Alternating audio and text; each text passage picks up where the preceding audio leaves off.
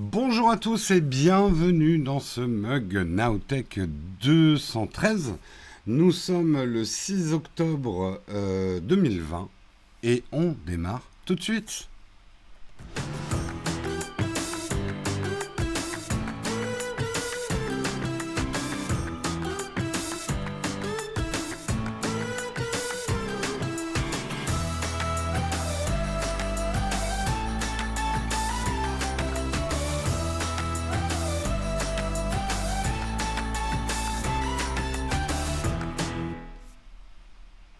Bonjour à tous, j'espère que vous allez bien ce matin, que vous avez la forme, que vous avez un grand mug comme moi rempli de bonnes choses. Ouais. Et je vous propose qu'on regarde un petit peu de quoi on va parler ce matin. Et merde, est-ce que j'ai branché mon iPad? Oui, c'est bon. Ce matin, on va parler d'Apple qui, très discrètement, très silencieusement même, s'est débarrassé de Bose, de Sonos et de quelques casques et écouteurs Logitech. Pourquoi donc? On se posera la question. On parlera de la Nintendo Switch avec 3 hackers de la team Executor qui ont été arrêtés par le FBI. On parlera aussi de la nouvelle Apple TV que Apple serait en train de concocter avec des jeux vidéo. On parlera également de milliers de cas de Covid-19 qui ont été non signalés en Angleterre, au Royaume-Uni, car un fichier Excel aurait atteint sa limite de données, trahi par Excel, ça craint. On parlera également de Facebook qui prépare sa défense pour éviter son démantèlement. Et on aura une tartine, on rediscutera du documentaire de Social Dilemma, en français Derrière nos écrans de fumée, et justement de la réponse de Facebook par rapport à ce documentaire. Programme assez léger, ça va nous laisser du temps pour partir dans les graviers comme on l'aime. Donc moi je vous propose qu'on passe tout de suite au Kawa.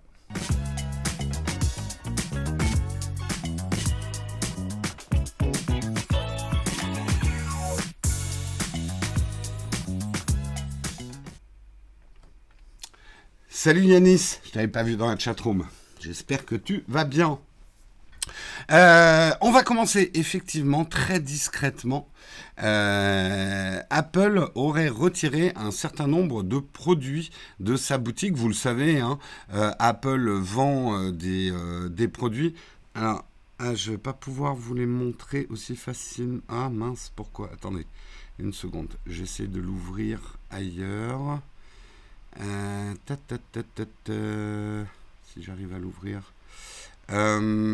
Si j'arrive à l'ouvrir dans Chrome, je vais pouvoir vous montrer les visuels d'un certain nombre de produits. Eh ben non, je vais pas y arriver, ça ne marche pas. Bon, je vais vous expliquer mon problème.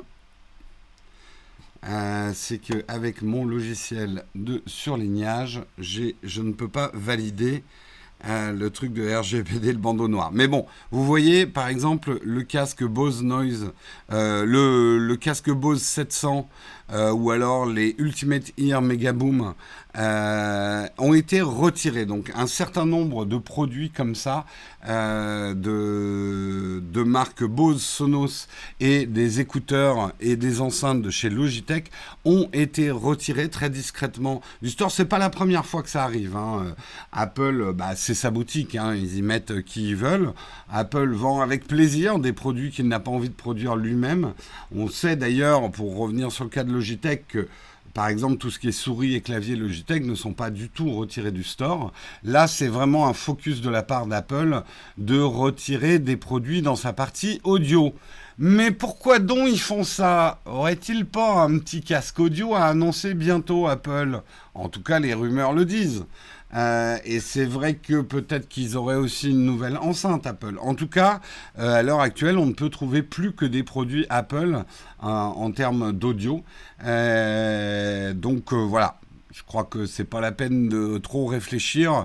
Ça paraît un peu une évidence que Apple va arriver avec un casque audio, va arriver à mon avis aussi avec des nouveaux ou un nouveau HomePod. On espère beaucoup moins cher que le premier, puisqu'ils sont quand même un peu plantés, hein, sur les, on peut le dire, sur les ventes du HomePod qui à mon avis étaient beaucoup trop chers par rapport à la concurrence. Les prix Apple, parfois ça passe pas. Comme quoi, les pigeons savent compter quand même. Ça sera, tiens, j'aimerais en faire un t-shirt, ça. Les pigeons savent compter. Voilà, c'était la petite supputation du jour sur Apple Audio qui va se renforcer. Non, c'est pas aujourd'hui, hein. A priori, les annonces sont le 13 et comme je vous le disais la semaine dernière, les produits, en tout cas l'iPhone serait probablement disponible vers le 23. Donc préparez vos portefeuilles. Vous avez encore à peu près une semaine pour avertir votre banquier qu'il va y avoir un gros trou d'air dans le compte. Apple enceinte de leur propre... Oula, le tutoriel, non, tu démarres beaucoup trop fort, beaucoup trop vite là. Faut y aller doucement sur les jeux de mots au début. Hein.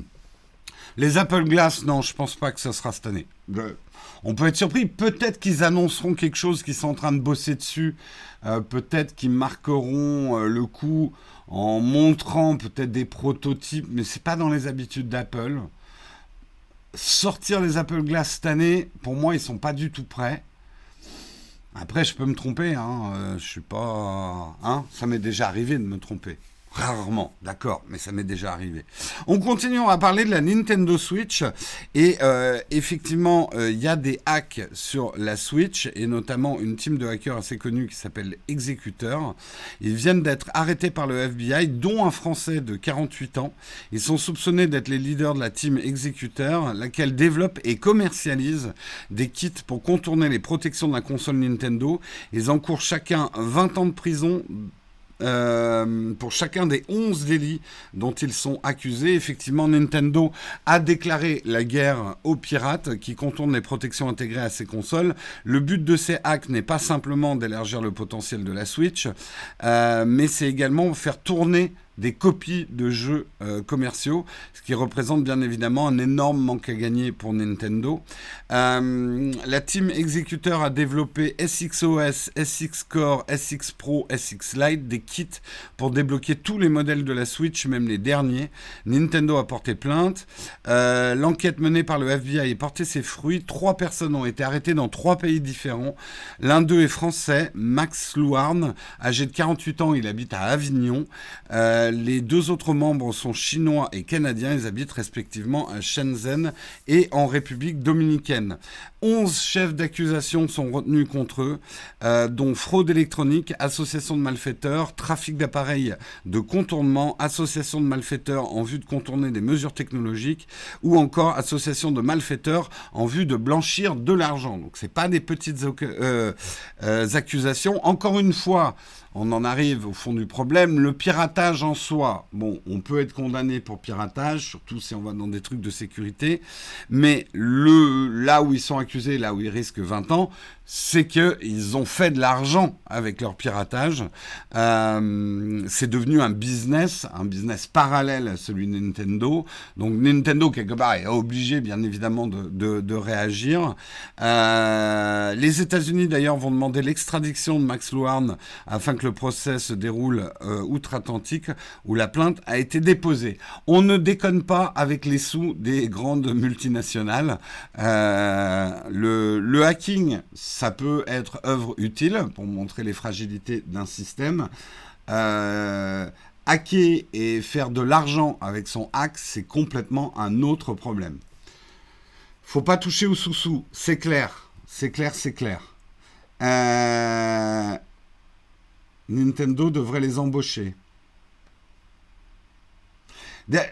C'est arrivé très souvent, effectivement, que des marques embauchent des hackers qui avaient contourné leur système pour exploiter leur talent. Mais à partir du moment où tu construis un business, et manifestement un business très lucratif, avec ton hack, non, tu passes dans des trucs, ça devient ça devient grave. En gros, c'est du vol. Donc, c'est pas...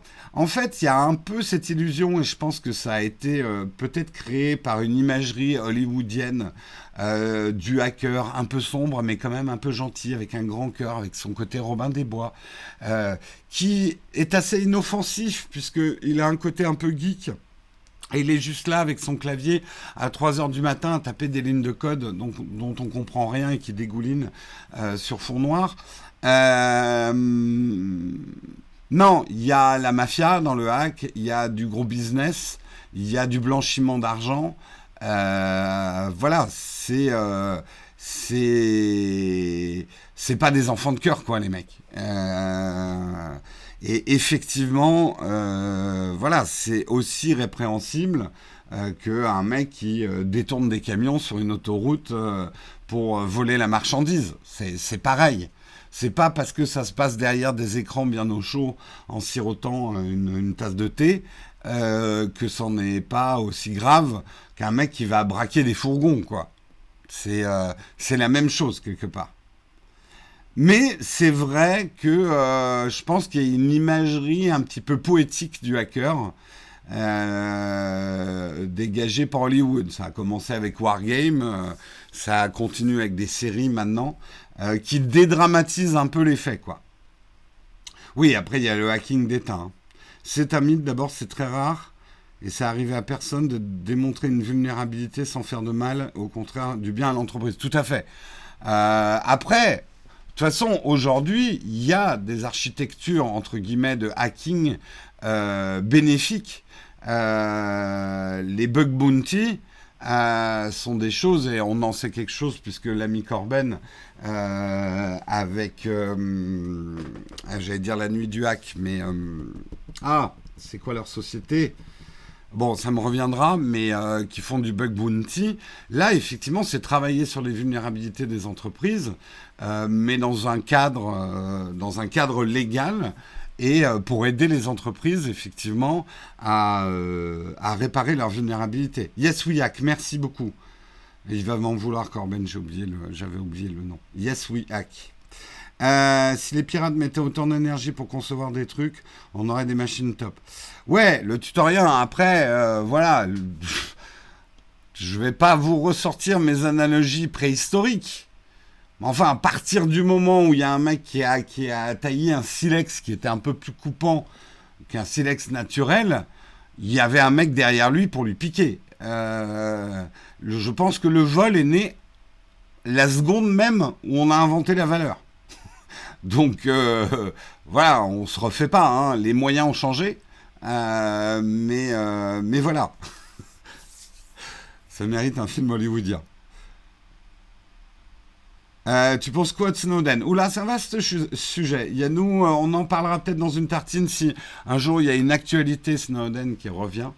Effectivement, on en reparlera. Mais là, c'est un peu à côté, quoi.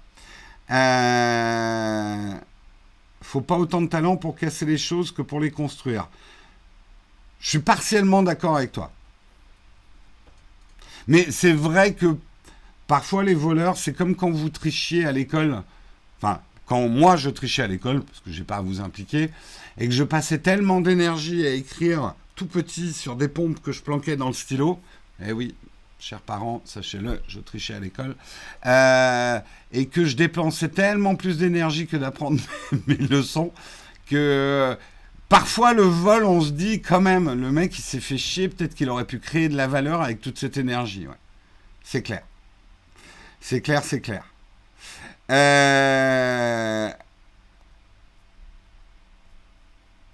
Bouh! C'est une honte. Mais j'ai honte, hein, d'ailleurs. Puis je me suis fait choper. Hein. J'étais pas particulièrement doué. Hein. Donc mes parents sont au courant, hein, rassurez-vous. Hein.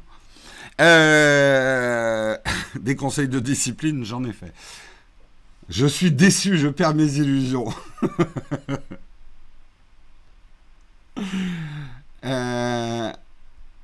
Attention de ne pas utiliser des caps effectivement dans vos messages, le chat. Vous risquez d'avoir votre message supprimé. On continue et on va parler de Apple. Apple qui serait en train de travailler sur une nouvelle Apple TV. Alors, c'est l'informateur Chocobit, actif sur Twitter, qui nous dit que la firme californienne sera en train de travailler sur des nouveaux boîtiers Apple TV et également sur des jeux AAA. Alors qu'est-ce que c'est qu'un jeu AAA ? C'est schématiquement des gros jeux comme Assassin's Creed, GTA, Watch Dogs, FIFA, etc. en opposition à, on va dire, des petits jeux, des jeux mobiles. Moi, je trouve que cette distinction, elle est poreuse aujourd'hui. Il y a des jeux mobiles qui sont... pour moi, la distinction, elle est plus sur le temps qu'on passe sur les jeux. Euh, pour moi, un triple A, c'est un jeu où je vais vraiment y consacrer du temps, y jouer plusieurs soirs de suite pendant des mois. Pour moi, ça, c'est un triple A. Bien évidemment, la classification de l'industrie, c'est les moyens développés pour ces jeux-là. Moi, je vois ça dans une perspective de gamer. Bien évidemment, je n'aime pas la distinction casual et hardcore gaming parce que je trouve que elle fait un peu vieillotte cette distinction. Moi, il y a des jeux sur mon iPad. J'ai passé plus de temps que des jeux sur mon PC. Mais globalement, voilà, les triple A, il y a généralement aussi toute une machinerie marketing derrière. C'est, on va dire, des gros jeux. Et Apple serait effectivement en train de travailler sur des jeux triple A. Est-ce qu'ils sont, on le sait, ils ont racheté en douce quelques studios. Moi, je pense que Apple, il faudrait qu'ils signent quelques grands titres, quelques exclus, s'ils veulent vraiment rentrer dans le jeu du jeu. Mais surtout, ce qui est intéressant, c'est au niveau hardware, ils seraient en train d'équiper une nouvelle Apple TV du processeur A14. Et le A14, c'est une petite bombe.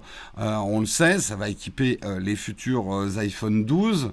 On le sait, hein, ça fait 3 ans que Apple est plutôt bon en processeur et développe des processeurs qui ont quand même pas mal de patates.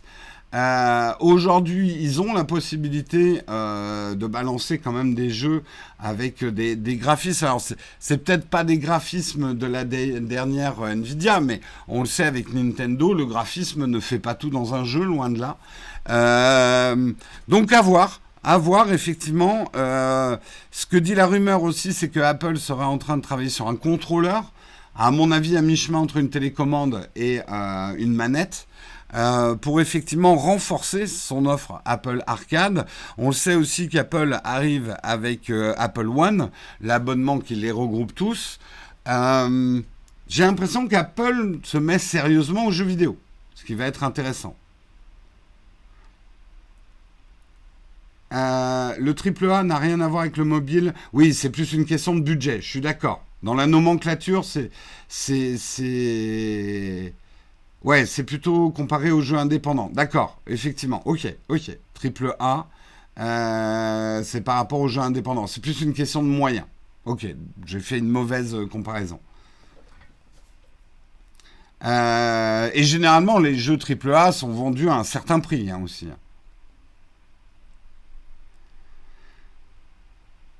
J'hésite à acheter une Apple TV. Bah, hésite encore un peu, parce qu'il n'est pas impossible qu'ils annoncent quelque chose. Peut-être pas la prochaine keynote Apple. Peut-être que l'Apple TV, ça sera quelque chose pour la prochaine WWDC ou à voir. À voir. Peut-être qu'ils ont quelque chose à annoncer. Le fait qu'ils ont annoncé les Apple Watch et les iPads en avance, c'est pour dégager le terrain. Donc il n'est pas impossible que Apple ait pas mal d'autres choses à annoncer en plus des iPhone 12 à la prochaine keynote.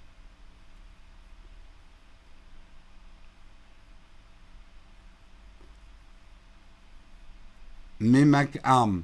Et alors? Il suffit de développer pour. Puis c'est plutôt un choix d'avenir. Hein. Ah, tu veux dire les Mac ARM, bah ça ils les ont déjà un peu annoncés. Maintenant il faut juste qu'ils arrivent. On commence même à avoir des éditeurs qui voudraient parler de quadruple A. On va tomber dans l'andouillette si on continue. Pour moi, moins cher, tu as plus de possibilités, autant de services. Oh, nouvelles lunettes. Oui, je les ai annoncées hier, mes nouvelles lunettes. Nous avons unboxé les lunettes hier. Sur la PS5, les jeux sont dans les 80-90 euros. Ouais, c'est cher. C'est cher pour un mauvais jeu. Après, un bon jeu sur lequel je passe beaucoup de temps, j'ai absolument pas de remords si j'ai dépensé 80 euros, quoi.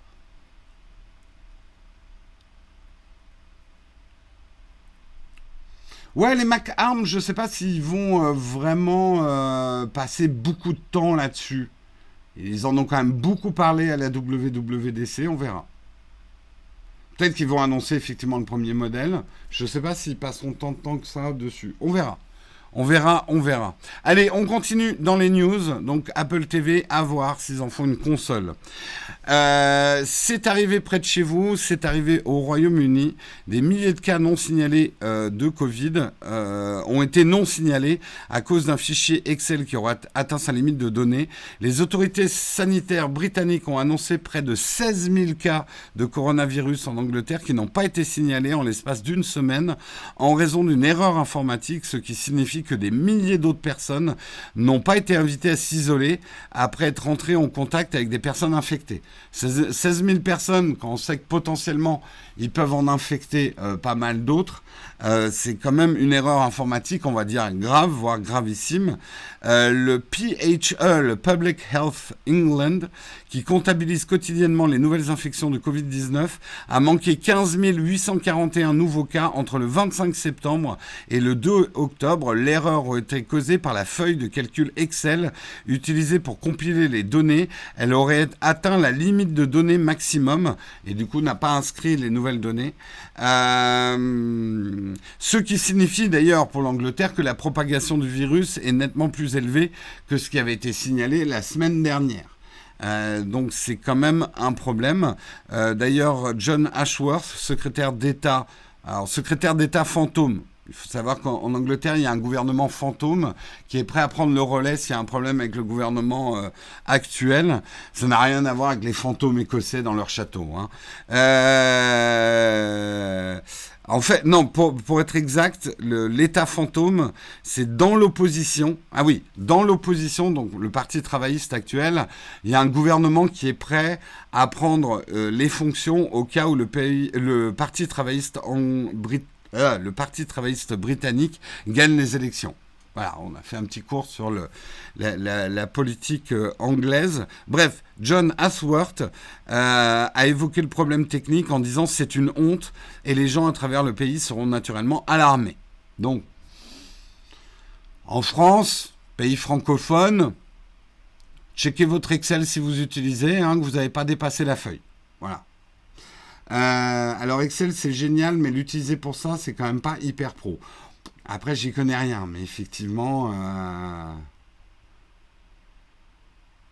le corona en Angleterre, un accident de bicyclette détecté 2 mois auparavant et comptabilisé comme mort en Covid, les champions, ouais.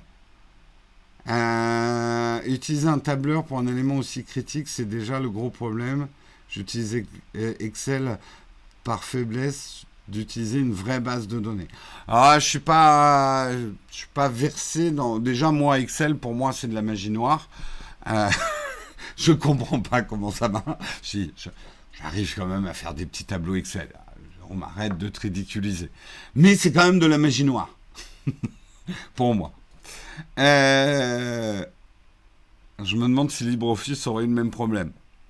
Là, vous me posez des questions, je n'ai pas de réponse. Bref, effectivement, il ne faut pas déconner avec les chiffres du Covid. En ce moment, ça peut créer... là, effectivement, ça fait quand même plus de 15 000 personnes à comptabiliser d'un coup. Ça va changer leurs chiffres. Ils se font tacler par le chat d'utiliser Excel. Là, il y a des gens furieux. On va parler un petit peu de Facebook. D'abord, on va parler du démantèlement de Facebook. Ça peut paraître un peu science-fictionnesque, mais c'est quand même vachement d'actualité. En ce moment, les commissions aux États-Unis antitrust sont en train d'étudier sérieusement. Et d'ailleurs, les républicains aux États-Unis ont dit que s'ils passaient, ils envisageaient quand même... Non, les démocrates, pardon. S'ils passaient, envisageaient... je confonds, là, dingue en ce moment. Ils envisageaient sérieusement ces histoires de démantèlement. Qu'est-ce que c'est que ces histoires de démantèlement ? C'est de prendre les GAFA et de les couper en morceaux. Tchic, tchic, tchic, tchic, tchic. De prendre, par exemple, Facebook, de couper Instagram, de couper WhatsApp, et en faire 3 sociétés à part, voire prendre la régie publicitaire de Facebook, la séparer d'une autre entité. Ça a déjà été fait aux États-Unis pour certaines grandes sociétés. genre Rockefeller, enfin des grosses sociétés pétrolières qui avaient un peu trop la main mise sur toute une échelle de marché, de la production jusqu'à la vente. Quand une entreprise se met à contrôler toute sa chaîne, elle bloque complètement la concurrence, elle devient un marché dans le marché. Et ça, et d'ailleurs j'en ai déjà parlé, ça fait partie des paradoxes du libéralisme. Le libéralisme est rempli de paradoxes. Le premier est que le libéralisme te pousse à faire de plus en plus d'argent et à grossir de plus en plus, jusqu'au moment où tu es trop gros. Et là, on te dit, quick, je te coupe en morceaux. C'est effectivement un vrai paradoxe. Alors, je suis pas assez bon en écho pour vous dire que si c'est plutôt le libéralisme, le capitalisme ou je sais pas quoi. Mais c'est vrai une entreprise est condamnée, entre guillemets, à faire de plus en plus de profits et à grossir. Une entreprise qui stagne, ça s'appelle une association. C'est pas une entreprise. Une entreprise vit de croissance et doit croître, doit augmenter ses profits, doit augmenter sa masse et augmenter sa mainmise sur le marché, obtenir de plus en plus de parts de marché, jusqu'au moment où on lui dit « Hey, t'as bloqué le marché, là, t'es trop gros ». C'est un paradoxe. C'est un paradoxe. Et aujourd'hui, on est en train sérieusement de se poser la question si c'est Google, Facebook, d'une certaine mesure Microsoft et autres ne sont pas devenus des géants beaucoup trop gros. Apple, à mon avis, y échappera. Mais parce que justement, Apple ne s'est pas mis à vendre de l'espace publicitaire. Mais Apple y échappera peut-être pas sur son App Store, par contre. Peut-être que Apple va se faire snipper son App Store et qu'on l'obligera à faire une entreprise différente pour l'App Store. C'est pas impossible. Pas d'accord, il existe des entreprises comme Loom qui fonctionnent très bien en stagnant. Bah écoute, Val Dupin, on pourra avoir une grosse discussion sur l'économie, mais le problème, c'est que si tu stagnes comme une entreprise, tu peux pas investir. Faire plus de profit, c'est pour une entreprise vertueuse, j'entends, c'est aussi avoir plus d'argent pour investir, embaucher plus de monde et grossir. Et c'est le fonctionnement d'une entreprise. En tout cas, dans une démarche capitalistique. Après, si tu veux pas grossir et stagner, tu seras bien mieux dans un système associatif qui, en théorie, tout bénéfice doit être réinvesti obligatoirement et tu n'as pas justement à présenter à des actionnaires, etc., des bénéfices. Voilà.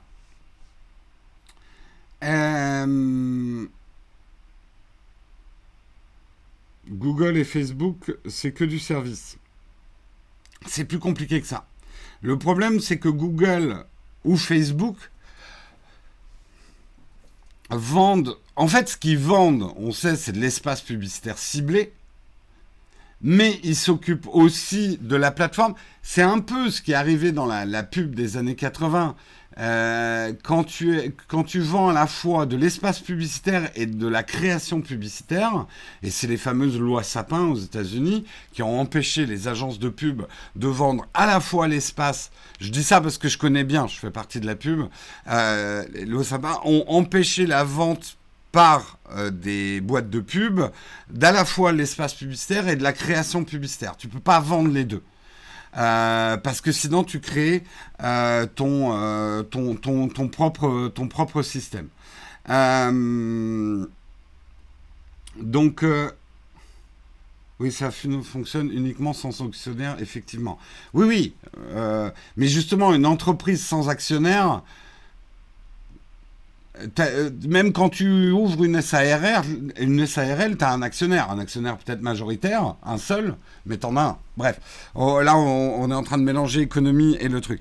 Tout ça pour dire, Facebook, le problème c'est que ils vendent pas des services, ils donnent des services pour créer un espace publicitaire. Donc effectivement, ils créent des services que nous on utilise.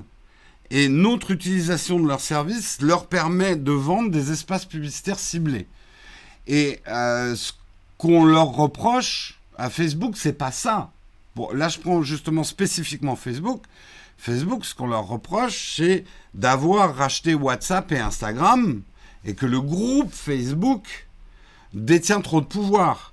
Il a 3 grands acteurs de ce marché, WhatsApp, Instagram et Facebook, et du coup peut faire un peu la pluie et le beau temps. Parce que ce qu'ils ont perdu sur Facebook, ils l'ont récupéré avec Instagram. Ils peuvent faire du cross-platform, on le sait, en ce moment ils sont en train effectivement de tester des fonctions de vente directes sur les Reels de Facebook, donc on va les voir dans les stories d'Instagram, etc. Et en fait, aujourd'hui, ce qu'on leur reproche effectivement, c'est d'être devenus trop gros et de contrôler des pans trop entiers de ce business-là. Au cours de la décennie écoulée, le réseau social a multiplié les acquisitions et s'est notamment renforcé en mettant la main sur 2 applications concurrentes, WhatsApp avec 2 milliards d'utilisateurs et Instagram 1 milliard d'utilisateurs. Ces opérations qui ont fait de Facebook le leader incontesté qu'il est désormais qui contrôle finalement une partie énorme du marché. Schématiquement, c'est très schématique, mais en dehors de Google et de Facebook, ils contrôlent quasiment 100% du marché à eux deux, quoi. Du marché de la vente d'espaces publicitaires ciblés. Et du coup, ils font un peu la pluie et le beau temps, quoi. Et c'est ça qui peut être dangereux. Facebook est en train de préparer sa défense, justement, pour éviter son démantèlement. Et a priori, la stratégie de défense de Facebook reposerait sur plusieurs choses. Ils voudraient, eux, maintenir le statu quo. La première ligne de défense que Mark Zuckerberg, enfin son groupe, utiliserait, c'est de dire pourquoi vous ne nous avez pas empêché de racheter Instagram et WhatsApp. C'était gros comme un camion ce qui allait arriver. On ne les a pas rachetés pour devenir plus petits. On est une entreprise capitalistique. On allait grossir en achetant Instagram et WhatsApp. Donc, une des lignes de défense, c'est de dire on ne peut pas revenir comme ça sur quelque chose qui a été acté par l'autorité de la concurrence à l'époque. Et moi, je me souviens, quand il y a eu le rachat d'Instagram, il y a eu un débat au niveau de l'autorité de la concurrence aux États-Unis, et finalement, ils ont donné leur accord. Et là, on peut, même si on n'aime pas Facebook, oublions Facebook, mais on peut se mettre à la place d'une entreprise. C'est bien gentil de vouloir démanteler une entreprise parce qu'elle a réussi, mais c'est pas du jeu. Justement, pourquoi, si vous aviez peur qu'on devienne trop gros, vous nous avez permis d'acheter, et on en entend parler toutes les semaines, que certains achats doivent être actés par des autorités de la concurrence. C'est à ça que servent les autorités de la concurrence, c'est des régulateurs qui doivent se dire, faisons une projection sur les 10 ans à venir, si telle société rachète telle société, est-ce que le risque... est-ce qu'il y a un risque de monopole? Est-ce qu'il y a un risque de devenir trop gros? Et en ça, moi, même si j'aime pas trop Facebook, je me mets à leur place. C'est vrai que c'est légitime comme défense. C'est trop en fait, les autorités de la concurrence, ça devient n'importe quoi à partir du moment où ils attaquent les monopoles quand les monopoles sont devenus les monopoles. Quelque part, une bonne autorité de la concurrence doit anticiper l'émergence de monopoles et les empêcher. Donc, je trouve que la ligne de défense, elle n'est pas mauvaise dans ce sens-là. La deuxième, c'est aussi que Facebook parle du problème sécuritaire. C'est-à-dire qu'aujourd'hui, Facebook a regroupé les identités des utilisateurs Facebook, Instagram, WhatsApp, tout ça dans des gros bons fichiers, et que le démantèlement et l'écartèlement du groupe Facebook en 3 entités poserait d'énormes problèmes de sécurité. Également, ils ont indiqué que le processus coûterait des milliards de dollars à l'entreprise. Alors, votre réaction, c'est de dire « Oh, mais des milliards de dollars, ils en ont ». Oui, mais ce que veut dire cette phrase quand on s'oppose à des commissions d'État, quand Facebook dit « ça va coûter des milliards à l'entreprise », c'est « vous avez vraiment envie qu'on vire des gens et vous vous retrouvez avec des chômeurs ?» Et ça, c'est un bras de fer entre les entreprises et les États. Les entreprises, qu'on les aime ou qu'on les aime pas, sont créatrices d'emplois ou destructrices d'emplois, selon comment on les laisse faire leur business. Et à trop leur mettre les bâtons dans les roues, Et c'est vrai que c'est une menace des entreprises, une menace réelle, c'est pas une menace en l'air, mais une entreprise ne peut pas maintenir un certain nombre d'emplois si ça commence à lui coûter trop cher. Alors je sais, vous êtes en train de penser à des scandales, et des scandales, il y en a, des entreprises qui font des bénéfices et qui virent des gens. C'est parfois pas aussi simple que ça. Mais toutes les entreprises ne font ça, et même Facebook, même s'ils ont des milliards de dollars, à partir du moment où les choses commencent à coûter beaucoup d'argent, et c'est le fonctionnement d'une entreprise, il faut diminuer la masse salariale pour pas devenir déficitaire. Là, on fait vraiment beaucoup d'économies ce matin, mais bref. Donc c'est une menace sourde, c'est du passif agressif de Facebook de dire si vous nous démantelez, il va y avoir des problèmes financiers. Et s'il y a des problèmes financiers, il risque d'y avoir des problèmes d'emploi. Sans parler des problèmes qu'il y aura à la bourse de capitalisation. Donc, en gros, si vous nous démantelez, ça va vous coûter cher. Quelque part, on ne peut pas en vouloir à Facebook de vouloir se défendre. Après, je ne suis pas en train de dire qu'il ne faut pas... Moi, je pense qu'il faut démanteler. Je pense qu'il faut démanteler certaines entreprises. Il faut... je serais assez pour, par exemple, dans le cas d'Apple, que l'App Store, on les oblige à créer une société indépendante pour tout ce qui est gestion des apps et de l'App Store.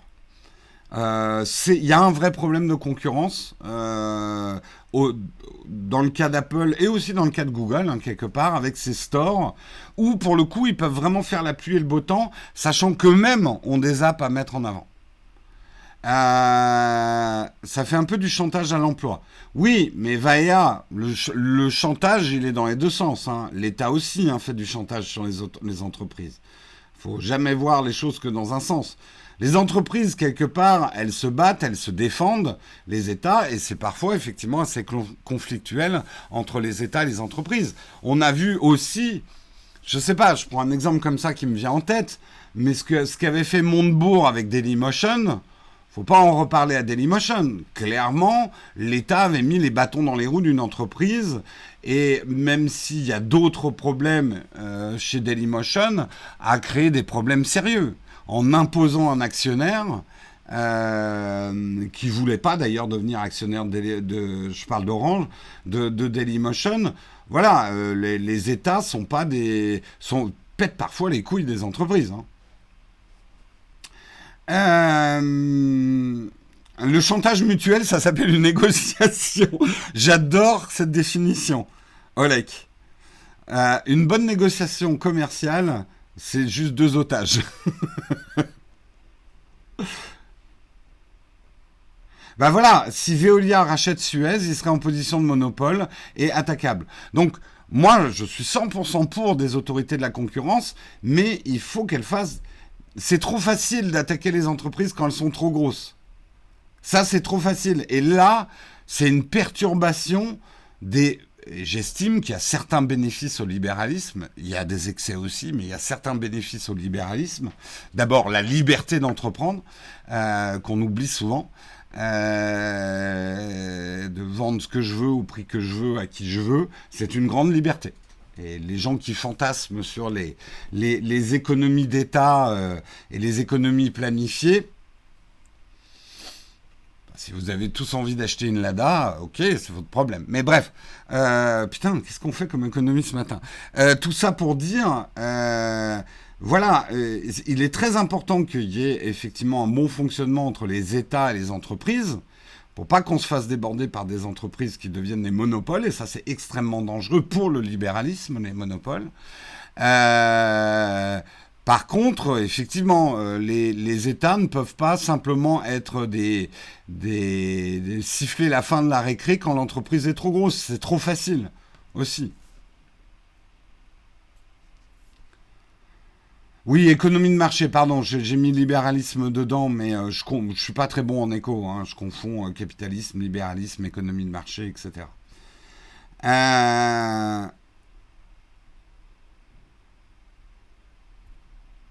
Oui, mais bien évidemment, je vais dans les extrêmes. De toute façon, Mikano, on peut pas être... Bien évidemment, il y a des panels. Toutes les nationalisations ne sont pas mauvaises. Quand on voit justement en Angleterre où ils ont tout dénationalisé, va voir l'état du chemin de fer en Angleterre, par exemple. Donc je suis pas contre les nationalisations hein, d'entreprises. Mais pour moi, la nationalisation d'entreprises, on n'est pas encore dans l'économie planifiée. Voilà.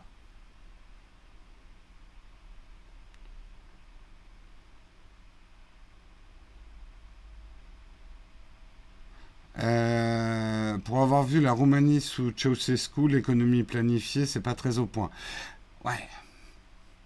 Imaginez, on serait tous obligés d'acheter un iPhone. Le problème, c'est que ça serait pas comme ça que ça se passerait. En fait, ça serait plus, on serait tous obligés d'acheter un Wiko. Désolé Wiko, un petit tag, c'est pas méchant, c'est voilà. Hein. Mais ça serait plus ça. Et il y aurait un seul modèle, le Wiko One pour tout le monde. Euh, En France, on fait de l'économie planifiée sur 3 ans. Alors, l'économie planifiée, de ce que j'en sais, c'est plus quand l'État détient 100% des entreprises et dit, bah voilà, pour tel besoin, on produit tel produit à tel prix et il n'y a plus du tout d'économie de marché. C'est l'État qui contrôle le marché, en fait. Oui, ça serait un Alcatel, voilà. Ça serait l'Alcatel Thomson One. L'Alcatel Thomson... Ah non, Olivetti, c'était italien. Euh, on serait tous encore avec des Auric, c'était bien français, et Auric One. Ça serait l'informatique, on aurait tous un Minitel. L'Internet serait pas arrivé en France.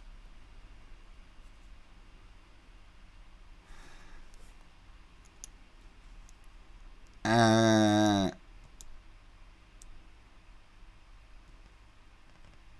c'est De Gaulle qui a lancé le nucléaire. Ça discute.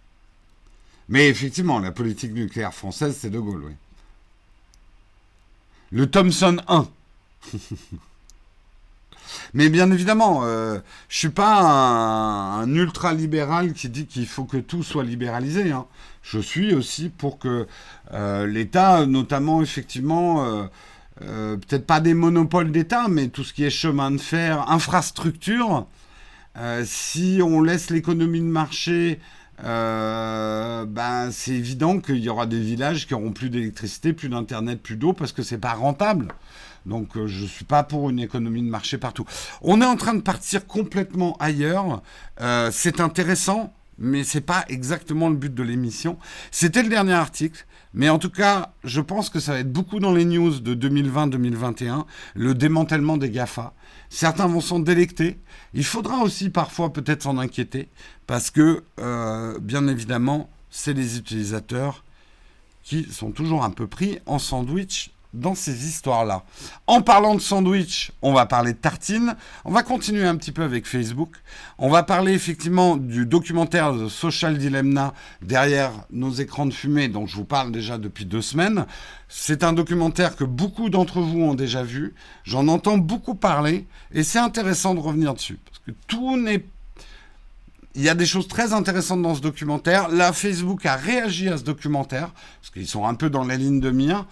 Je pense comme tout documentaire, il n'est pas exempt de défauts. On va en parler, ça va être tout de suite dans la tartine. Mais avant de passer à la tartine, on va bien évidemment parler de nos partenaires. Le Shadow. Le Shadow PC, vous pouvez gagner 1 mois de Shadow PC toutes les semaines sur le mug. Pour participer, c'est très simple. Sur Twitter, vous nous laissez un petit tweet dans lequel vous nous expliquez à quoi vous utiliseriez ce Shadow PC, pour quel jeu, pour quelle application.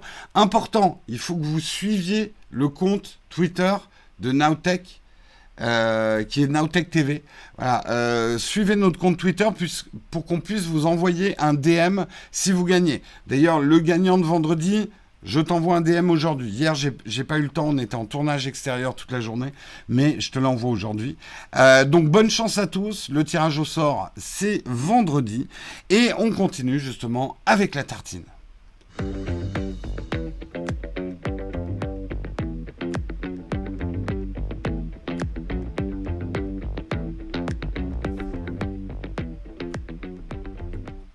Et donc, dans la tartine, ce matin, on va parler de Facebook qui répond au documentaire de Social Dilemma, qui en français s'appelle Derrière nos écrans de fumée, qui est dispo sur Netflix. Je ne vais pas spoiler le documentaire. Enfin, même, ouais, est-ce qu'on peut spoiler un documentaire ? Mais en gros, je le résume à ceux qui ne l'ont toujours pas vu. C'est un documentaire qui, de manière assez efficace, démantèle le fonctionnement et les abus des réseaux sociaux aujourd'hui en 2020, avec un twist qui rend le documentaire très très percutant. C'est que les personnes qui sont interviewées et qui dénoncent certains agissements des réseaux sociaux, de la vente d'espaces publicitaires ciblés, etc., sont pas des membres d'associations anti-tracking ou des choses comme ça. C'est des gens qui ont travaillé chez Facebook, chez Twitter, chez Google, et pas n'importe qui. On a par exemple le mec qui a inventé le bouton like sur Facebook. On a le mec qui a bossé sur Gmail à son origine. On a le mec qui a mis au point tout le business model de Facebook et de Pinterest. Donc, c'est des grands pontes qui maintenant ne sont plus dans ces entreprises-là, mais qui ont travaillé sur les process même qui fait qu'on en est là aujourd'hui. Et ça donne beaucoup de poids à ce documentaire, parce que ça serait juste des anti. On dirait, ok, c'est un documentaire, ils ont pris des gens qui sont contre certaines choses, et c'est facile. Là, ils ont pris des gens qui sont à l'origine, et c'est ça qui fait le plus froid dans le dos, des gens, en fait, qui te répètent qu'ils sont Frankenstein, qu'ils ont mis au point une créature qui n'est plus contrôlée, que eux-mêmes en ont peur. Et quand tu vois le mec, quand même, qui est à l'origine du business model de Facebook, qui dit moi, les réseaux sociaux, je les utilise plus, et je veux pas que ma famille les utilise, c'est vrai que tu te dis, waouh, ok, c'est comme si un mec qui avait fabriqué un yaourt te dit, oula, moi, je mange pas ces cochonneries-là, hein. Ouh là là là là, ouh. C'est l'aile ou la cuisse, là. C'est voilà. Attention, Frankenstein n'est pas la créature, hein, je vous rappelle. Frankenstein, c'est le docteur. Donc, c'est bien des Frankenstein, si on me reprend là-dessus. Erreur commune. Ça parle plus d'élite que du Mandalorian dans les cours de récré. De quoi vous parlez ? En tout cas, Netflix a réussi encore une fois à être au cœur des discussions. Disney Plus en est loin. C'est pas faux. Ouais, Frankenstein n'est pas le nom de la créature. Ressortez ça à votre prochain dîner mondain. Mais non, Frankenstein, c'est pas la créature, c'est le docteur Frankenstein. Tout ça pour dire, effectivement, ce documentaire parle des risques de dépendance, de dépression, d'anxiété accrue, de manipulation et de déformation. Et moi, j'en ai pas mal parlé autour de moi avec des gens qui l'ont vu et d'autres qui l'ont pas vu. C'est vrai que un truc qui me marque beaucoup dans ce documentaire, parce que c'est très bien fait, c'est la manière qu'ils ont de nous montrer comment marche le tracking de notre comportement et comment l'algorithme est représenté par un acteur qui est multiplié par 2. D'ailleurs, c'est un des acteurs de Mad Men, si vous ne l'avez pas reconnu. En fait, il est dupliqué et qui va essayer constamment. Et en fait, tu as un utilisateur qui est en face. Et un utilisateur, ça je trouve que visuellement, ils ont très bien représenté le truc. L'utilisateur est un peu suspendu et passif. Et il a tout un tas d'écrans devant lui. Et en fait, l'algorithme va constamment manipuler l'utilisateur pour l'orienter sur les écrans qu'il regarde. Et je trouve que cette imagerie est très bonne, parce que ça nous fait comprendre très exactement comment fonctionnent ces algorithmes, qui sont quelque chose de complexe à expliquer, qui effectivement traquent notre comportement, mais qui constamment va regarder ce qui nous intéresse et essayer constamment de nous activer, nous faire rester le plus longtemps possible devant le contenu, en essayant de sans cesse nous proposer des choses qui nous intéressent, qui sont pertinentes pour nous.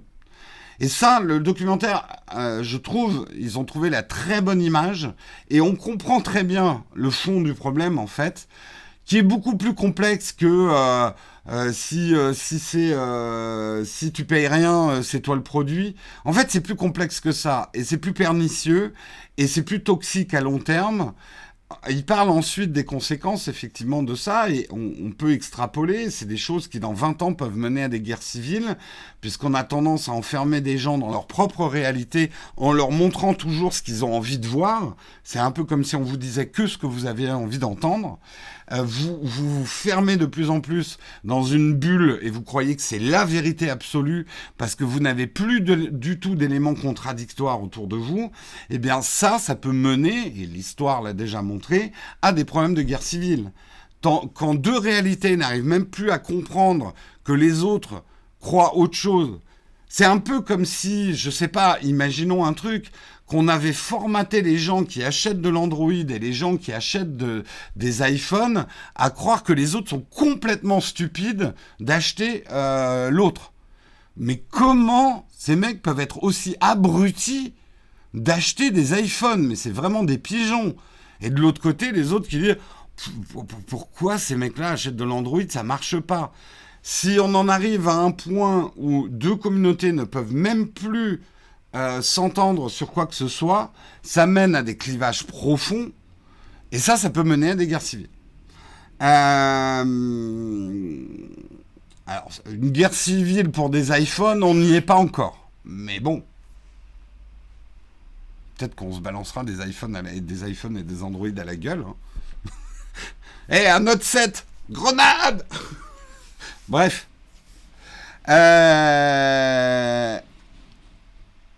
Tout ça pour dire, Facebook s'est senti particulièrement visé, même si c'est pas le seul.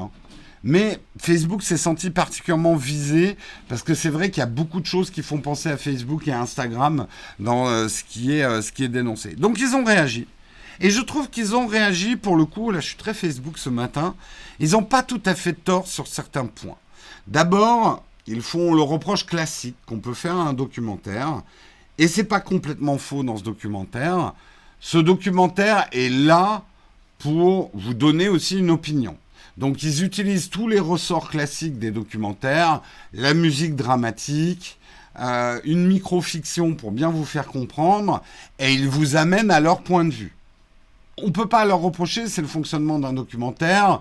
Les petites musiques dramatiques, je suis le premier à les utiliser quand je vous fais des vidéos réactions. C'est bien évidemment, si je vous parle de peut-on faire confiance à Apple en vous mettant une musique de cirque, ça va pas marcher. Après, on prend soin je veux pas non plus qu'on tombe dans la caricature de la musique dramatique qu'on a par exemple sur M6, mais voilà, je reconnais qu'on met des musiques un peu inquiétantes quand on fait des sujets réactions, parce que on est là effectivement pour appuyer des points un peu sérieux. C'est vrai. Et donc, eux, ils l'utilisent beaucoup. C'est un documentaire pour vous faire comprendre à quel point les choses sont devenues dramatiques. Et effectivement, ils vous montrent un côté de l'histoire. Ils donnent alors, c'est vrai qu'ils ne donnent pas vraiment un droit de réponse dans ce documentaire, et c'est ça que leur reproche un petit peu Facebook, c'est qu'ils disent, vous avez pris certains de nos anciens employés qui travaillaient à une époque chez Facebook, Instagram, etc., mais vous n'avez pas donné parole aux gens qui travaillent aujourd'hui chez nous. Et le aujourd'hui chez nous, c'est que justement, on cherche à travailler sur ces problèmes-là, problèmes qu'on a engendrés. On répare un peu les pots cassés en ce moment, et on le sait, Facebook a fait beaucoup de déclarations, essaye de renverser la vapeur sur certaines choses.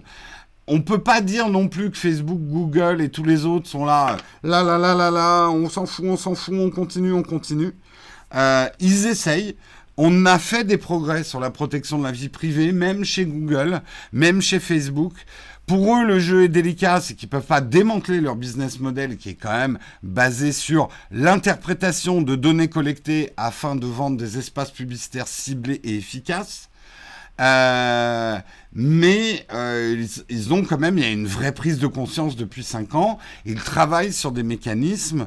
Donc voilà, ce que Facebook regrette, et je pense qu'ils ont raison de leur dire, pourquoi il n'y a pas une partie du documentaire où on donnerait la parole justement à qu'est-ce qui est fait maintenant pour lutter contre ces problèmes qui ont été engendrés. Et en ça, effectivement, le documentaire est trop à charge. Et moi, c'est un peu l'impression que j'ai eue au sortir de ce documentaire, c'est qu'il est bien, parce que je trouve qu'il explique des trucs que parfois moi j'ai du mal à vous expliquer. Et je trouve qu'il va éveiller beaucoup de conscience. Le problème, c'est que le constat est ultra négatif, même s'il y a quelques notes d'espoir à la fin, mais pas grand-chose. C'est quand même très négatif. Ça occulte complètement les effets bénéfiques aussi des réseaux sociaux. Ça en parle pas du tout. Et moi, je pense vraiment qu'il y a des effets bénéfiques aux réseaux sociaux. Et ça, il faut faire attention à pas occulter complètement. Vous savez, c'est comme... je vais faire une analogie audacieuse, mais c'est comme un divorce. Quand, généralement, dans le divorce, on oublie les bonnes choses de ce couple, tout est jeté à la poubelle parce que c'est dominé par les mauvaises choses. Et c'est d'ailleurs, généralement, le processus de reconstruction après un divorce, c'est d'arriver finalement à ne pas tuer ses bons souvenirs et de ne pas tuer les bonnes choses qu'ont permis ce couple à un moment T. C'est pas parce qu'une chose part en couille que ça remet en question tout ce qui s'est passé avant. En gros, et vraiment je vais faire hyper schématique, c'est pas parce qu'on ne s'aime plus à un moment qu'on ne s'est pas aimé avant. Et les réseaux sociaux, c'est pareil. C'est pas parce que c'est la merdasse aujourd'hui et qu'il va falloir que certaines choses changent qu'il n'y a pas eu des vrais bénéfices des réseaux sociaux. Moi, dans ma vie personnelle, les réseaux sociaux m'ont amené tout un tas de choses, m'ont permis de discuter avec des gens que je n'aurais pas rencontrés par la proximité physique, m'ont permis, même si c'est superficiel, mais de garder le contact aussi avec certaines personnes. Je suis content, même de savoir une fois par an qu'ils vont bien, de voir de temps en temps leurs photos de gamins. Je sais que s'il n'y avait pas les réseaux sociaux, ils auraient complètement disparu de ma vie. Et là, c'est plutôt quelque chose de bénéfique. Ça m'a permis aussi, mon métier d'aujourd'hui, quelque part, les réseaux sociaux, de construire une communauté. Bref, je vais pas faire, mais ça, c'est complètement occulté par le documentaire. Je me retourne un bref instant vers vous. Vous, qu'est-ce que vous en avez pensé ? Est-ce que vous pensez que tout est foutu après ce documentaire ? Est-ce que vous pensez que ce documentaire aurait dû ou aurait pu ? Ou est-ce que ça vaudrait le coup de faire une partie 2 avec peut-être une partie plus nuancée ? Bref, qu'est-ce que vous en avez pensé, vous ? Les enfants des dirigeants des entreprises de la Silicon Valley mettent leurs enfants dans des écoles où les écrans sont interdits. Alors, là aussi, il y a eu beaucoup de discussions là-dessus. Désolé, j'entends mal ce que vous me dites. Mais c'est parce qu'en fait, je te parlais pas vraiment, Siri, mais c'est pas grave. Attention, parce que là aussi, bien évidemment, et même dans le documentaire, genre, tous les dirigeants de la Silicon Valley interdisent à leurs enfants d'utiliser les produits. Non, d'abord, c'est beaucoup plus nuancé que ça. Ils font, à mon avis, ce qu'il faut faire, c'est-à-dire ils mettent des limites à l'utilisation des écrans. Donc oui, ils reconnaissent les dangers aussi des produits qu'ils fabriquent. Je veux dire, ce que vous êtes en train de me dire, il y avait une analogie par un journaliste américain, c'est de trop dire que les dirigeants de la Silicon Valley interdisent à leurs enfants d'utiliser les mêmes produits. C'est comme si vous me disiez qu'un fabricant d'armes interdit à ses enfants d'utiliser des armes avant 18 ans. C'est pas parce que tu fabriques effectivement un truc qui potentiellement peut être dangereux que tu dois le donner à ton gamin de 2 ans en disant ah, regardez, c'est inoffensif. Enfin, voilà. Je trouve qu'il était trop dramatique dans le sens où il s'est concentré que sur le négatif. D'accord. Mauvais documentaire n'a aucun poids sur mon jugement des réseaux sociaux. D'accord. Le problème, c'est de donner la parole des gens de Facebook qui ne sont pas libres de parole. Alors attention, les gens auxquels ils ont donné parole ne travaillent plus chez Facebook. Donc ils ont liberté de parole. Ils doivent faire attention, parce qu'il ne faut pas qu'ils fassent de diffamation sur leur ancien employeur, mais ils ont quand même plus de liberté de parole que quelqu'un qui travaillerait actuellement chez Facebook. Une partie 2 serait intéressante, ou plutôt un côté droit de réponse. Moi, c'est ce que je pense, ouais. Il y a un biais. De toute façon, tout documentaire, toute prise de parole, il y a un biais. C'est bien évident. Fantasmons pas trop sur l'objectivité totale et divine, où tout serait équilibré, nuancé, machin. partir du moment où tu ouvres ta gueule, il y a un biais. Tu essayes de convaincre. Donc on ne peut pas reprocher à un documentaire d'avoir un biais. Par contre, ce qu'on peut reprocher, c'est les gens qui n'écouteraient que ce documentaire et qui ne chercheraient pas à se forger une opinion propre. Je trouve qu'on surestime quand même la précision, la capacité d'IA qui suggère quand même, je trouve, mais qui est super d'alerter en même temps de Black Mirror. Écoute, moi, tu vois, en ce moment, je m'interroge beaucoup. J'étais persuadé de m'être libéré de Facebook, mais en fait, je m'aperçois en ce moment, là où Facebook, ils n'arrivent plus du tout à me choper, à me faire revenir. Instagram m'a rattrapé. Et tu vois, moi, j'ai bossé dans la pub, donc j'aurais jamais la prétention de dire... Moi, la pub, je suis pas sensible à la pub. Et pourtant, j'ai travaillé de l'autre côté, donc je connais bien les mécanismes publicitaires. Et pourtant, j'ai, entre guillemets, l'humilité de me dire, oui, je peux être sensible à la pub, attention. On a toujours l'illusion que la pub nous fait rien du tout, mais je vous garantis qu'il y a des mécanismes d'action que vous soupçonnez pas au niveau inconscient, et la pub fonctionne. Sinon, les publicitaires auraient arrêté de faire de la pub. Il y a un moment, quand vous vous dites « Mais pourquoi les mecs, ils continuent à faire de la pub ?» Moi, j'ai jamais acheté en regardant une pub, mais jamais. Et là, posez-vous une autre question. Pourquoi on continue à faire de la pub si tout... Parce que vous n'êtes pas supérieur à un autre. Si tout le monde est insensible à la pub, pourquoi on continue à faire de la pub ? Il doit bien y avoir une efficacité quelque part. Bref, je ferme la parenthèse. Donc, c'est bien aussi de vous interroger. Et moi, par exemple... En prenant du recul, bon, c'est Marion qui m'a aidé un peu. L'autre jour, j'étais en train sur mon fil Instagram et je lui dis oh, t'as vu ce pantalon, il est vraiment génial. Elle me dit mais il a quoi de génial, c'est un pantalon. Je dis ouais non mais ils ont complètement repensé le pantalon. C'est un Kickstarter et en fait ils ont repris à la base qu'est-ce que doit être un pantalon et voilà ils ont fait ça. Et le silence de Marion était éloquent et je me suis rendu compte. Ok, ils ont compris que j'étais fan de Peak Design. Ça fait 4 fois que j'achète des produits Kickstarter sur des pubs Instagram. Je n'ai plus que des pubs Instagram pour des produits révolutionnaires. Nous avons réinventé le stylo. Nous avons réinventé le PQ. Ils ont compris que moi, j'achète des trucs où tout est réinventé. Jusqu'à ce que ça soit débile, hein, d'ailleurs. Mais vous voyez très bien hein, le type de produit. Ils ont compris que moi, je suis sensible à ces pubs-là. Tu me mets... nous avons repensé entièrement ce qu'est un pantalon. Je clique. Je veux voir. Nous allons vous changer complètement votre manière de boire du café. Bah, je vais voir.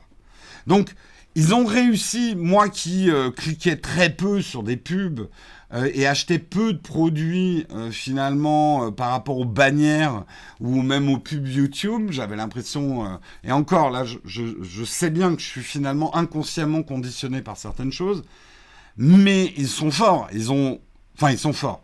Ils ont vu que voilà, il y avait souvent du Peak Design dans ma vie, que je parlais souvent de Kickstarter, que j'avais un compte actif Kickstarter... et ils ont vu que j'ai acheté des produits et ils ont bien vu sur ce sur quoi je cliquais. Donc ils m'ont trouvé. Et c'est le groupe Facebook. Ils ont réinventé le fil à couper le beurre. Ah non mais je suis comme ça. Hein. Je me suis rendu compte de ce problème. J'ai pris pour principe de ne pas acheter un produit quand la pub m'a donné envie. C'est difficile au départ et on s'y fait. Ouais. Ce qu'il ne faut pas sous-estimer, et c'est là où il faut être modeste avec soi-même, tu as, je dirais, la sensibilité active par rapport à une pub. On te présente un produit, tu as envie de l'acheter.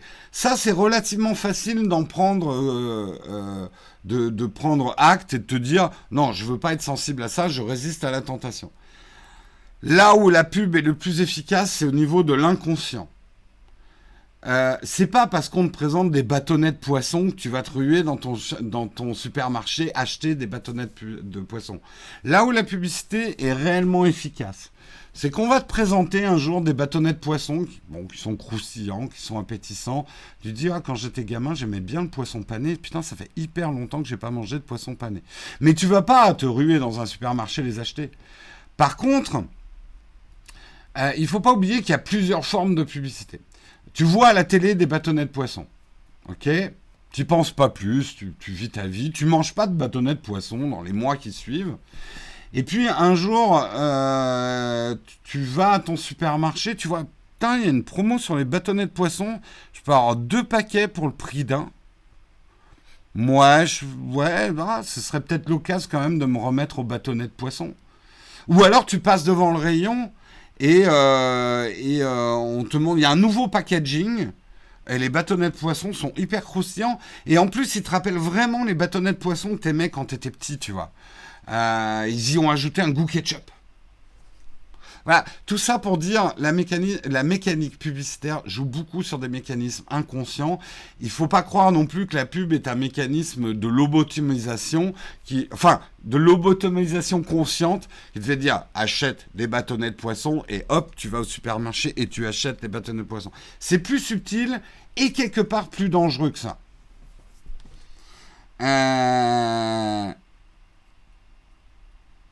Je m'en rends compte au boulot des gens qui veulent un tel produit 3 fois plus cher alors qu'ils ont l'équivalent moins cher juste parce qu'il y a la pub à la télé. Ouais, il y a de ça.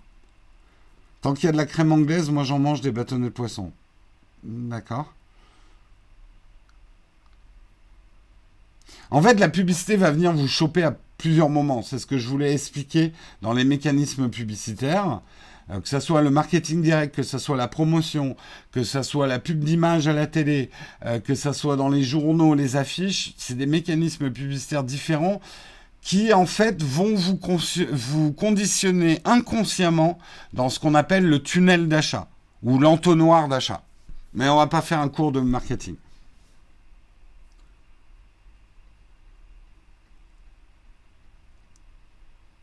Au moment de choisir le bâtonnet, tu te souviens de la marque pour faire ton choix. Il y a de ça aussi, ouais.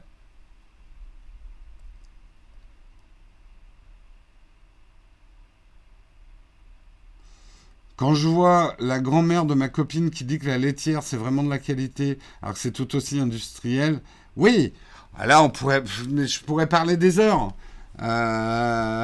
Effectivement, la laitière, et on vous met un tableau de... C'est Rembrandt, je crois, oui, c'est un tableau de Rembrandt.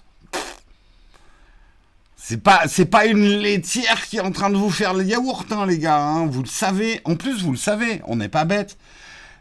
Et en plus, ils sont un peu plus chers que les autres. Donc tu te dis, oh, quand même, ils n'auraient pas fait un pot de yaourt un peu plus cher que les autres s'il n'était pas un peu mieux fait et s'il n'y avait pas un petit peu une vraie laitière qui était intervenue dans le processus de fabrication quand même un petit peu, quoi.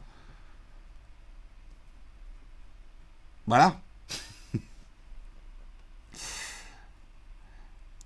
J'aimerais comprendre comment Peak Design a autant séduit Jérôme. Bah justement, Peak Design, ils m'ont séduit parce que, en tout cas, c'est plusieurs choses. Mais leur leitmotiv, c'est on a réinventé ce que c'est qu'un sac photo.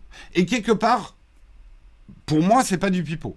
Ils ont repensé ce qu'était un sac photo. Le problème pour moi des sacs photo, c'est qu'ils ressemblaient trop à des sacs photo. Et les sacs qui n'étaient pas photo n'étaient pas pratiques pour y mettre du matériel photo. Donc, ils ont inventé un type de sac qui peut faire sac photo et sac de pas photo aussi facilement.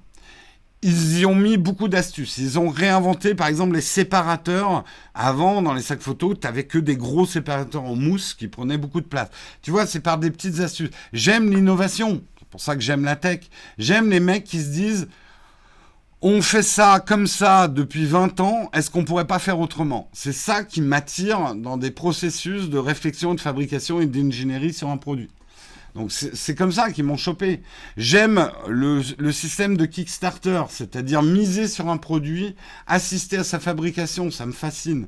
J'aime le fait que Peak Design soit complètement transparent sur le fait que ouais, bah, nos produits sont faits au Vietnam. D'ailleurs, venez, on va aller dans l'usine, on va parler avec les gens. Enfin, ils ont une totale transparence. C'est peut-être du bullshit marketing, mais ça a marché avec moi.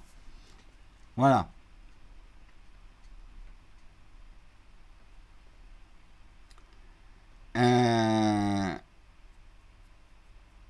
La seule laitière, c'est la vache.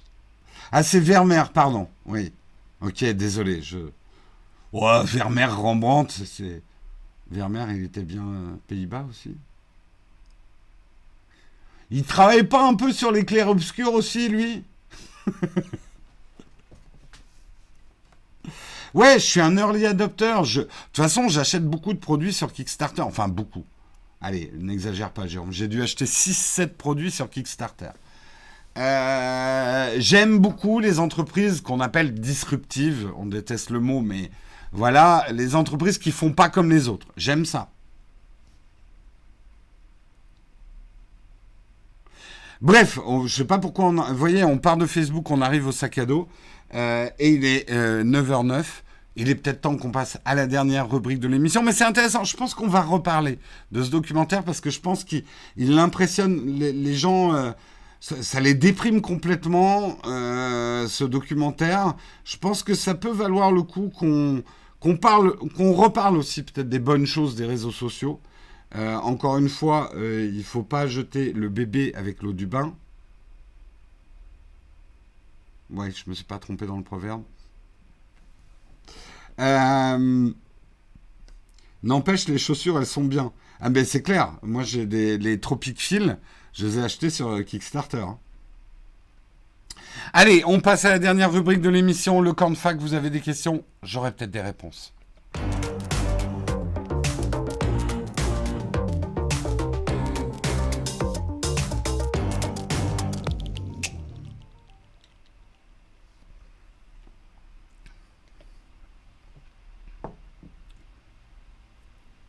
Pas de questions Platinium ce matin, donc allez-y.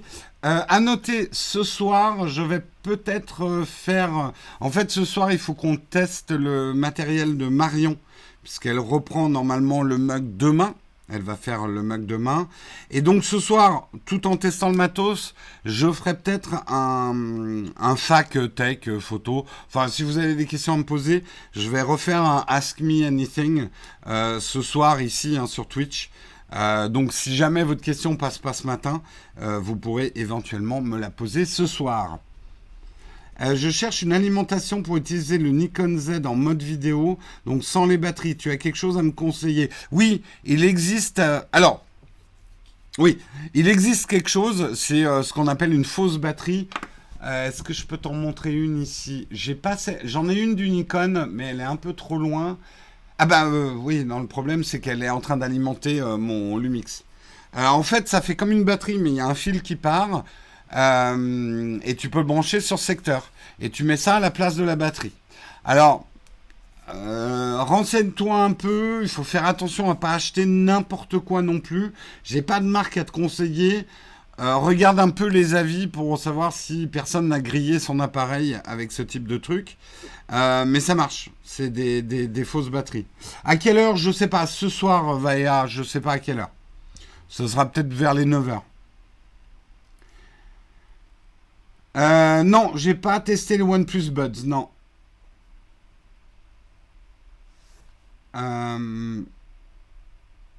Est-ce qu'on peut avoir un flash branche de lunettes? Tu veux dire ça?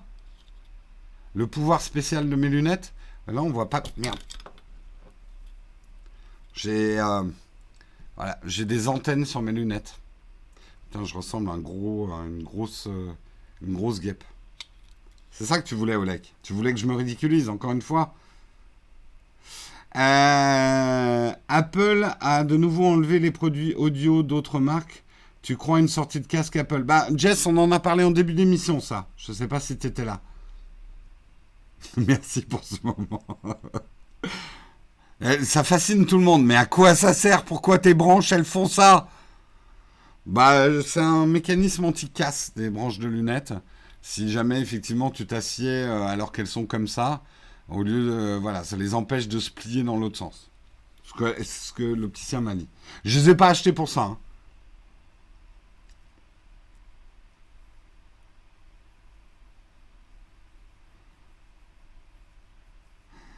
Ça marche à chaque fois, je suis mort de rire en te voyant avec les lunettes. Bonjour Jérôme, j'ai un iPad Pro 11 en location qui se termine. J'hésite maintenant entre Confiance in 11 pouces ou 12 pouces. Qu'est-ce qui t'a fait choisir le 12 pouces? Alors, j'ai fait une vidéo sur le choix de la taille. Pour moi, la meilleure analogie, c'est est-ce qu'au bureau, tu préfères travailler avec un cahier ou est-ce que tu préfères travailler avec un carnet? C'est vraiment une question de transport. Moi, maintenant, j'ai un sac assez grand pour transporter le 13 pouces. Donc, je préfère avoir un 13 pouces parce que j'aime beaucoup prendre mes notes dans un cahier et non pas dans un carnet. Pour mon type d'écriture, un carnet est un peu trop petit. J'aime bien faire des grands schémas et tout ça. Donc, le cahier me convient tout à fait. Donc, je trouve que c'est une bonne manière de choisir. Voilà. Mais encore une fois, ça dépend aussi de ton sac. Ça, il faut un sac qui permet d'emporter des portables de 13 pouces. Donc avant, j'avais des sacs plus petits au quotidien. Maintenant que j'ai adopté le Everyday Backpack de Peak Design, celui-ci comme sac de tous les jours, j'ai la place pour mettre mon iPad 13 pouces dedans. Donc c'est un peu comme ça que vous devez le choisir. Est-ce que tu trouves que l'Osmo 4 est intéressant?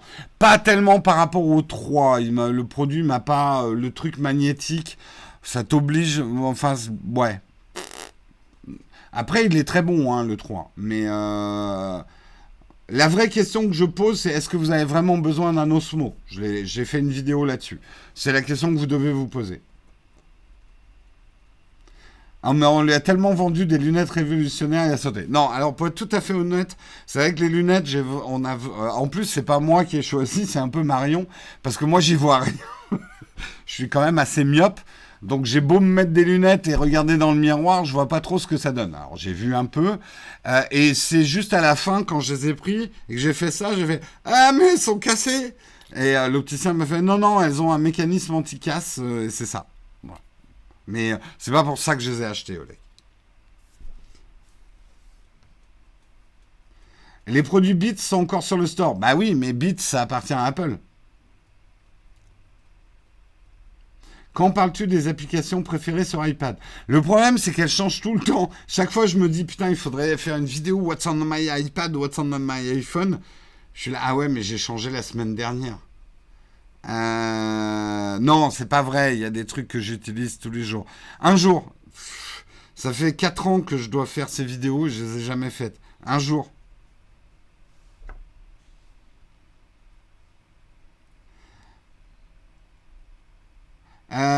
C'est quoi la question intéressante de... Ouh là là. Ah, putain, il faut que je remonte. Ah, ouh là là. Quel thème ou produit dont tu souhaites faire une vidéo t'est malheureusement pour le moment inaccessible? C'est effectivement une bonne question. Alors, c'est sûr que j'aimerais bien faire un truc sur les robots, euh, sur le robot qui marche là, l'espèce de chien robot industriel, de chez Boston Dynamics. J'aimerais bien faire une vidéo là-dessus. Après, on va dire plus réaliste.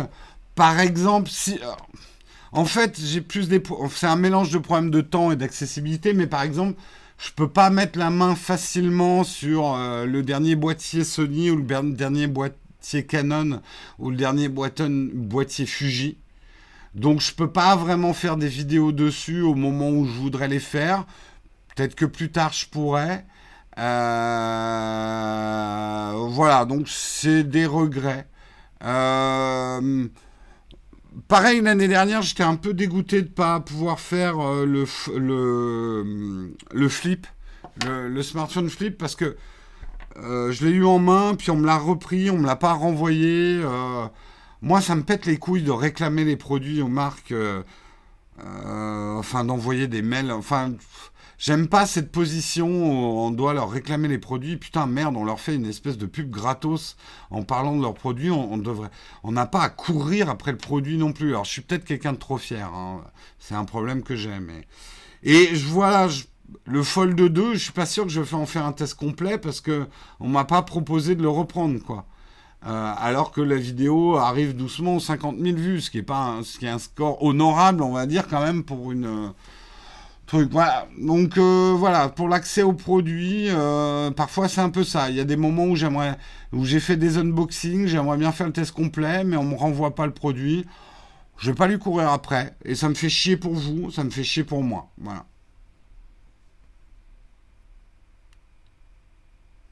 Oui, oui, bah, il était génial, le court-métrage d'Olivier sur le Sony A7S3.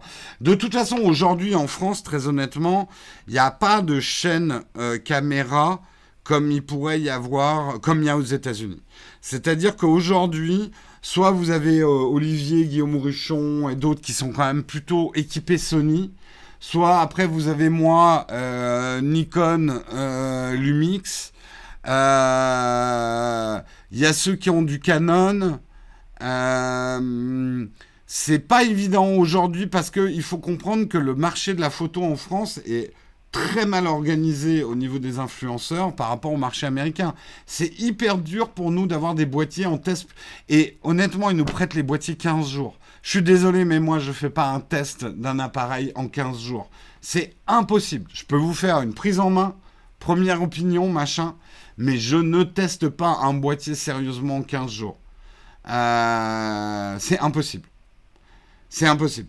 Pour moi, c'est impossible. Ou alors, je fais que ça pendant 15 jours. Mais c'est ça le problème. C'est que pendant ces 15 jours, regardez, en ce moment, il y a des boîtiers qui sortent. Si je me mobilise pendant 15 jours, je fais pas de vidéo sur l'iPhone alors. Je fais pas de vidéo sur le truc. Et puis ça veut dire 15 jours sans vidéo du tout sur la chaîne. C'est compliqué. Alors, Emmanuel, ouais, il teste pas mal de trucs tout horizon. Hmm.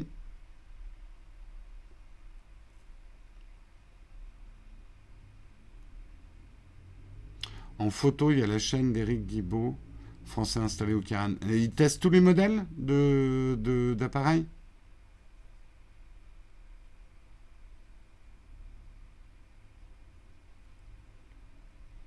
Il faut combien de temps pour le faire bien?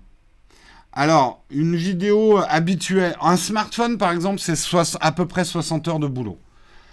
60 heures cumulées. Donc il faut les caser dans les semaines, hein, les 60 heures, sachant qu'on ne peut pas faire ça du lever au coucher. Déjà, je suis en train de faire le mug, je ne suis pas en train de vous tester un smartphone. Donc un test de smartphone bien complet, bien fait avec les photos, c'est 60 heures de boulot. Pour moi, un vrai test d'une caméra, c'est très facilement 100 à 150 heures de boulot pour vraiment bien faire le test. Après, c'est ma manière de travailler. Certains vont dire, Jérôme, il prend beaucoup trop de temps. Moi, je suis capable de tester un smartphone en 2 heures. Et il y en a qui le montrent. Hein. Il y en a qui font des tests de smartphone en 2 heures. Et j'ai pas de jugement de valeur. Je dis pas qu'il est mauvais leur test parce qu'il est en 2 heures. Je dis que c'est un test qui a été fait en 2 heures. Voilà. Donc tu peux tester un certain nombre de choses en 2 heures, mais tu peux pas tout tester.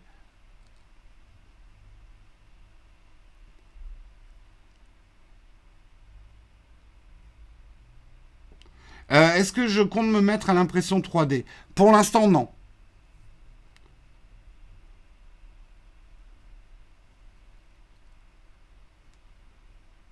Ouais, surtout, il faut aller au Vietnam pour faire des photos, ça prend un temps fou. Je l'ai fait une fois, ça, au lec. Putain, c'est Fuji qui en a bénéficié. Ah non, 2 fois, ouais. Les 2 fois où je suis allé au Vietnam, j'en ai rapporté un peu. Alors, la dernière fois au Vietnam, justement, je n'ai pas voulu travailler pendant mes vacances. J'ai juste fait des photos avec le Fuji. Et après, j'ai tourné la vidéo de ce que j'en pensais.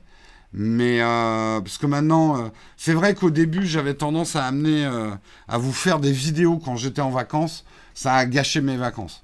Enfin, pas gâché, mais c'est vraiment amener du boulot en vacances, quoi. Travaillez-vous sur une fiction type court métrage? Pas du tout. À la limite, ce qui m'intéresserait, ça serait de travailler sur du documentaire. Ça serait mon rêve. Mais fiction, ça m'attire pas beaucoup. Un test de moyen format un jour. Ouais, non. Pour l'instant, non. C'est vraiment hyper niche, le moyen format. Ou alors, peut-être en parlant des tailles de capteurs. Ça pourrait être intéressant.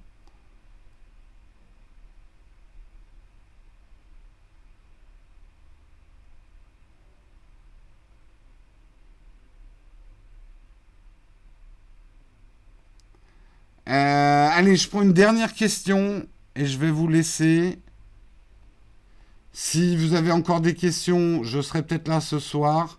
Je dis bien peut-être, allez, un petit 70% de chance, allez, un petit 80% de chance que je sois là ce soir pour faire un fac ou un AMA Tech.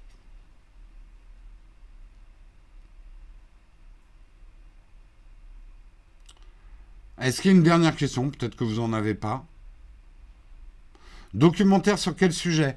La tech, mais au sens large. C'est vrai que mon rêve, un documentaire comme Derrière vos écrans de fumée, j'aurais adoré bosser sur ce type de documentaire. Ça, j'adore. C'est peut-être ce que je préfère regarder. Bon, après, j'aime bien les séries et les films, mais un bon documentaire, waouh, j'adore quoi. Donc, ouais, moi, des grands. Mais quelque part, mais à notre échelle, hein. Mais ce qu'on vous fait dans nos formats réaction, peut-on faire confiance à Apple et ce genre de trucs, c'est, on va dire, notre tentative avec nos moyens de faire une approche de dossier documentaire. Ça, j'avoue que j'aimerais en faire plus encore sur la chaîne, sortir un peu du test de produit et partir là-dessus. Le problème, c'est que pour l'instant, vous êtes enfin les gens qui regardent les tests produits, ça reste très important pour vous. Et je comprends, hein, je comprends tout à fait. C'est pas, mais je peux vous dire, il y aura un peu moins de tests sur la chaîne. Je testerai définitivement pas tous les smartphones, pas tous les appareils photo. Je vais faire moins de tests, je vais continuer à en faire. Mais voilà, des sujets plus de fond m'intéressent.